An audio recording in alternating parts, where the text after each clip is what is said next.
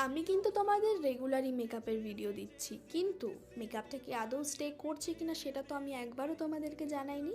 আমি একবার ভাবলাম জানি কি হবে, তাদেরকে একদম সরাসরি দেখাই না মেকআপটা কি আদৌ স্টে করছে কিনা। অবশ্যই স্টে করছে। এটা কিন্তু আমি করেছিলাম ওয়াটারপ্রুফ আর ড্র্যাগ প্রুফ, তো আমি সেটাই টেস্ট করে দেখছিলাম যে ওয়াটারপ্রুফ হয়েছে কিনা। ফার্স্টেই আমি ওর ফেসে একটু জল দিয়েছি, একটু না অনেকটাই জল দিয়েছি, তারপরে একটা কাপড় দিয়ে ওর ফেসটাকে পুরো ক্লিন করেছি, মানে জলটাকে পুরো মুছে দিয়েছি।